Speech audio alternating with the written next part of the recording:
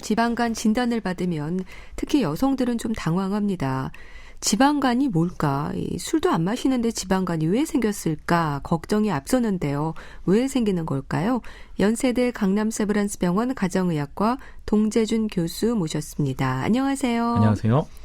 교수님, 지방간의 가장 큰 원인이 우선 술이라는 말은 맞는 건가요? 이건 뭐 이렇게 추정하는 겁니다, 사실은. 그러니까 정답을 알려면 지방간 있는 분들한테 원인을 샅샅이 캐고 집에 가서 뭘 드시는지 확인을 해봐야 되는데 술 드시냐고 여쭤보면 사실 절반 이상은 숨기실 것 같아요. 네. 그래서 술이라고 안 하시는 분들이 많으신데 그걸 감안했을 때 이제 술이 원인이다라고 추정하는 경우가 많고요. 이건 인구 기반의 이야기입니다. 그리고 네. 그래서 우리나라 아무래도 음주 문화가 다른 나라들보다 좀 더 관대한 편이기 때문에 술이 많은 원인일 것이다 추정하는 것이지 정확한 통계가 있는 건 아닙니다. 그래서 내가 지방간이 있다고 하면 난 술도 안 먹는데 억울하다 말씀하신 분들 계신데 혹시 오해하고 계신 분들 계시다면 주변 분들에 대한 오해를 좀 풀어주셨으면 좋을 것 같습니다. 네.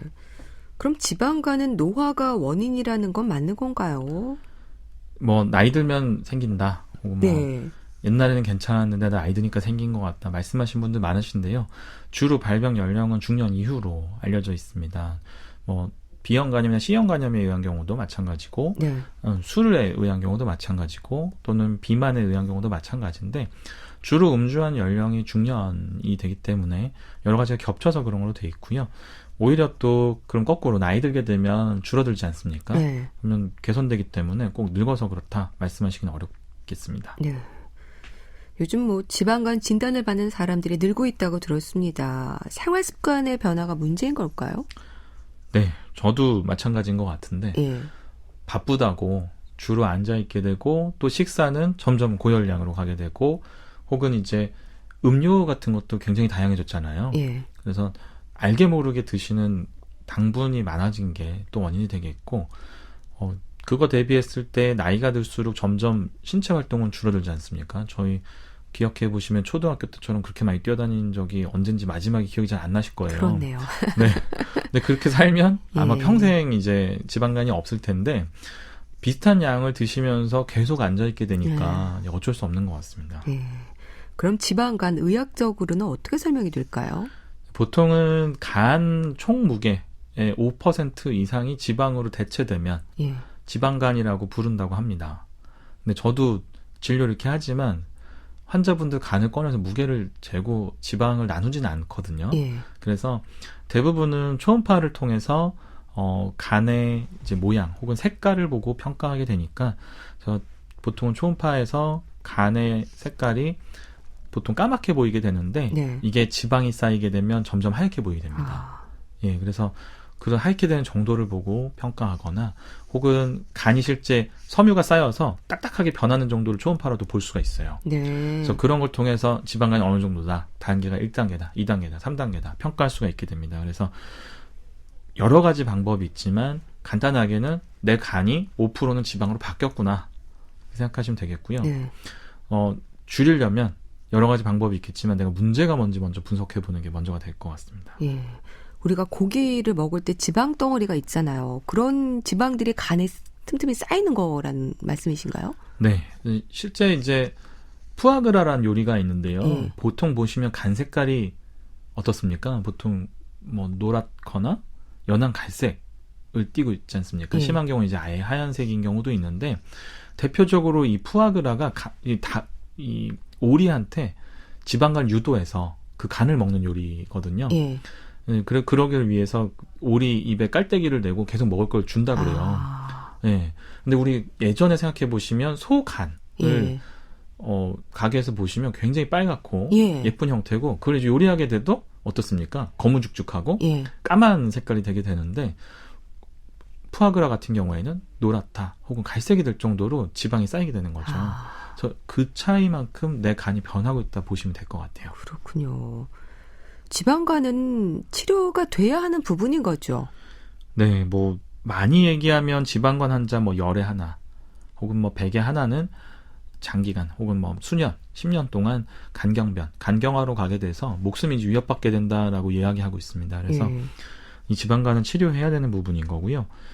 지방간을 일으킨 상황이 문제인 경우가 많기 때문에 이 부분에 대해서도 접근이 필요할 것 같습니다. 네.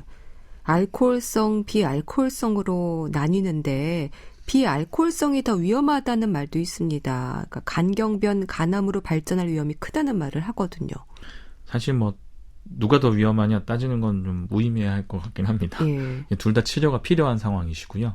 알코올성 환자분들은 또 못 끊는 경우가 많습니다. 네. 그래서 또 위험할 수 있겠고, 비알코올성 환자분들 같은 경우에는 사실 어려운 것이 할 수 있는 걸 다 해도 계속 진행하는 분들이 계세요. 근데 아직 문제는 약이 없습니다. 그래서 비알코올성이 더 위험하다고 하는 경우는 이런 경우를 두고 하는 경우가 되고요. 알코올성 환자분들은 끊으면 좋아집니다. 근데 비알코올성 환자분들 중에는 모든 가진 노력을 다 해도 100에 하나 정도는 계속 진행합니다. 그래서 이 부분이 굉장히 어려운 것 같습니다. 이게 어떤 특성들이 있는 건가요? 여러 가지가 있는데요. 일단 알코올성 지방간일 때는 발병하는 양상이 좀 다릅니다. 알코올 때문에 간이 손상된 다음에 그게 회복하는 시간을 안 주고 다시 술을 드시는 경우 있죠. 보통 이제 간이 완전히 회복할 때까지 2달 걸린다 얘기를 합니다. 물론 이제 뭐 유명한 연구자들 중에는 2주 걸린다, 여러 가지 이제 설이 있는데 2달 정도면 어지간한 손상은 다 회복이 된다고 알려져 있는데, 이 회복이 되기 전에 다시 알코올을 섭취하거나 다시 독성 물질을 섭취해서 간을 상하게 손상되게 만들면 그 부분이 정상 간 조직이 되지 않고 지방이나 혹은 이제 섬유성 조직, 흉터 조직으로 바뀌게 됩니다. 그 과정에 이제 생기게 되고요. 비알코올성 지방간 같은 경우에는 우리 몸에 과도하게 들어온 열량이 우리 몸의 각 부위 쌓이지 않습니까? 역시 간에도 지방 형태로 쌓일 수가 있습니다. 원래 간에도 지방이 함유가 돼 있는데요. 지방들이 이제 뭉쳐서 모여가지고 크게 이렇게 대구성 혹은 소구성이라고 분류할 수 있는데, 뭉쳐서 보이게 되면 이걸 지방간이라고 진단하게 됩니다. 탄수화물이 비알코올성 지방간의 원인이라는 건 맞는 얘기인가요? 사실 탄수화물뿐 아니라 대부분 열량 있는 음식들은 지방간의 원인이 될 수가 있습니다. 뭐 나는 고기만 먹는데, 나는 살코기만 먹는데 지방간이 있어요. 말씀하신 분도 계시고, 기름진 음식, 저탄수화물, 고지방식이 해서 기름진 음식 많이 먹는데 지방간이 왔어요. 말씀하실 수 있습니다. 그래서 과도한 열량은 다 지방간을 만들 수가 있습니다. 여성들의 경우에는 폐경이 되면서 뱃살이 늘고 지방간 진단을 받았다는 말을 하는데 폐경하고도 연관이 있습니까? 네, 실제 우리 여성 호르몬이 어떤 역할을 하는지에 대해서 많은 연구가 이루어지고 있는데, 굉장히 도움이 되는 것 중에 하나는 여성 호르몬이 나오는 동안은 내장 지방이 덜 쌓이는 걸로 되어 있습니다. 그렇군요. 그래서 저희 체성분 분석이나 혹은 복부 지방 분석을 해보면 폐경 전 여성분들이 비만하다고 하는 경우는 보통 피하 지방이에요. 즉 이제 피부 밑에 있고 배 근육 안쪽, 즉 내장 옆에 지방이 있는 게 아닙니다. 그래서 젊을 때 비만은 복부 비만이지라도 피부 밑에 있기 때문에 상대적으로 빼기도 쉽고 다른 병의 연관이 적습니다. 근데 폐경 후에는 억울하게도 이 여성 호르몬이 안 나오게 되면서 내장에 지방이 많이 쌓이게 돼요. 그래서 남성형 비만으로 변하게 되는데, 요 폐경 후에 그래서 간에도 지방 축적이 심하기 때문에 이 지방간 판정을 받으신 분들이 폐경 후에 갑자기 많아지게 됩니다. 비알코올성 지방간이라고 하면 이제 우선 간 건강만을 생각하게 되는데요. 심혈관 질환의 위험으로도 이어진다는 말을 합니다. 그렇습니까, 교수님? 이게 참 어렵습니다. 이게 나는 알코올을 섭취하는 것도 아니고 나쁜 생활 습관을 하고 있지도 않은데 도대체 나는 심장은 왜 문제예요? 또는 뭐 당뇨도 위험해요. 이렇게 말씀하시게 됩니다. 근데 쉽게 말씀드리면 지방간 혼자 오지 않습니다. 원인이 열량을 과다 섭취하는 거였기 때문에 이 과다 섭취에서 올 수 있는 병들이 다 같이 오는 겁니다. 즉 혈압도 올라가고 당도 높아지고, 또는 이 두 가지 때문에 심장 혈관 혹은 전체 혈관에 콜레스테롤이 쌓여서 동맥경화도 진행되게 됩니다. 그래서 지방간이 있으면 보통 다른 검사도 같이 해보시는 게 가장 유리하겠고요. 오히려 지방간 자체보다 동맥경화가 심해서 심장부터 보셔야 되는 분들도 꽤나 많이 발견되고 있어요. 그래서 나는 지방간이라고 하니까 살을 빼야지 이렇게 생각하시는 것도 좋지만 운동을 꼭 겸해서 심장질환도 예방해 주시는 게 좋겠습니다. 네, 알겠습니다. 건강정보 예속은노 함께하고 계신데요. 이제 리포터 동현 씨가 취재한 내용도 들어보시죠.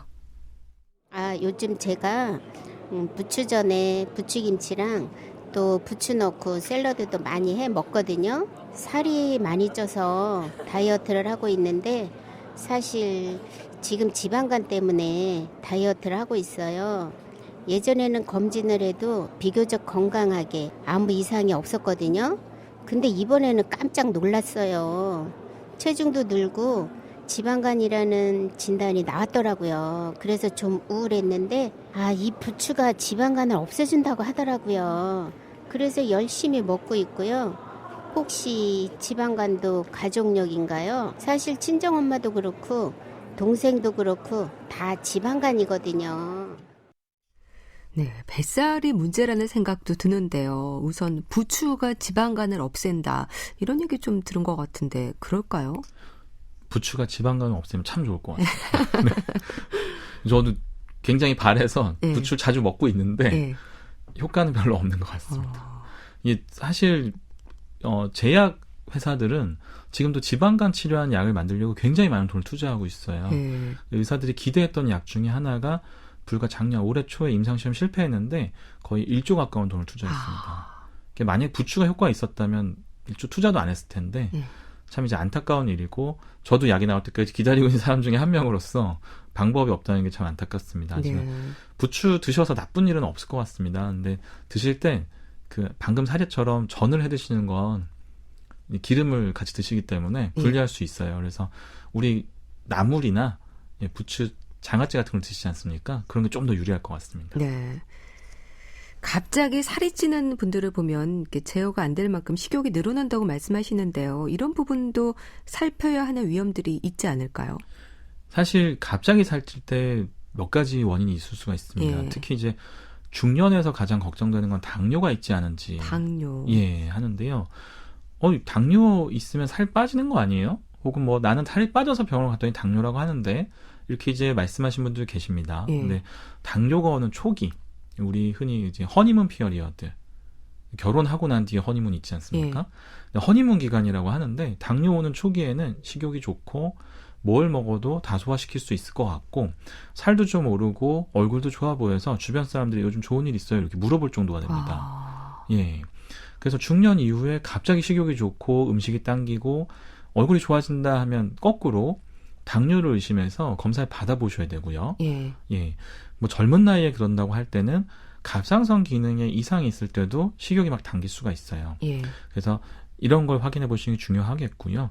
특히 이제 식욕이 늘어나는 것 자체가 보통은 문제는 아니지만 계속 조절이 안 되고 늘어나게 된다면 당뇨가 없던 사람도 생길 수가 있습니다. 여성분들 혹은 남성분들도 마찬가지인데 취업 후 혹은 대학교 진학 후 혹은 대학교 졸업하고 취업 준비 중 이럴 때 우울감과 동반해서 식욕 증가가 있을 수가 있습니다. 이제 우울증 증상이 식욕 증가로 오는 경우가 있는데요. 이때 식사를 많이 하시게 되면 우울감에서 벗어나기 굉장히 힘듭니다. 그래서 그러기보다 우울감이 동반된다면 빨리 주변의 상담을 통해서 어떤 치료하는 게 좋은지 확인해 보는 게 좋을 것 같습니다. 가족력에 대한 질문도 하셨습니다. 지방간이 가족력하고도 연관이 있을까요? 2가지 이상 있는 것 같습니다. 이제 유전 성향이 혹은 이제 가족력이 있으면 그 가족들이 같이 많이 있다고 되어 있습니다. 그래서 유전 성향이 있지 않을까 추정하고 있는 거고요. 실제로도 몇 가지 유전자가 관여하고 있습니다라고 보고하는 연구자들도 있습니다. 두 번째는 아무래도 식사를 같이 하는 가족이다 보니까 식습관이 비슷해집니다. 한 명이 많이 먹으면 한 명만 많이 드시는 경우 잘 없고 보통 온 가족이 다 체중이 적거나 온 가족이 다 체중이 많은 경우 많이 보실 거예요. 그래서 가족이 같이 식사하기 때문에 그 가족이 가지고 내려가는 유산처럼 식습관을 가지고 내려가서 비슷하게 병을 가지게 되기 때문에 부모님이 그 병이 있었다면 본인이 벗어나기 위해서 노력을 많이 해야 될 수 있습니다. 네. 피로감이나 부기는 어떨까요? 지방간의 증상 중 하나가 될 수 있을까요? 실제로 지방간염 혹은 지방간이 발생하게 된다면 대부분 피로감을 호소하시는 걸로 되어 있습니다. 적게는 20%, 10%, 많게는 절반까지 피로감이 초기 증상일 수 있다라고 얘기를 하고 있고요. 식습관이나 다른 여러 가지로 인해서 대사증후군, 즉 이제 당뇨나 고혈압 혹은 이제 고지혈증 같은 다른 병들이 동반되는 경우가 많기 때문에 일어난 일이고요. 네. 이런 병이 있게 되면 아무래도 평상시 좀 우울하다거나 기력 없음, 혹은 자고 일어나도 개운치 않음, 이런 증상들이 많이 따라오게 됩니다. 네. 그래서 증상이 있다면 더 의심해봐서 더 적극적으로 치료하는 게 좋겠습니다. 네. 건강을 점검하고 또 새해 다짐으로 건강한 일상을 바라는 분들이 많은데요. 간 건강뿐 아니라 생활 습관의 개선을 통한 건강법 조언을 해주신다면요.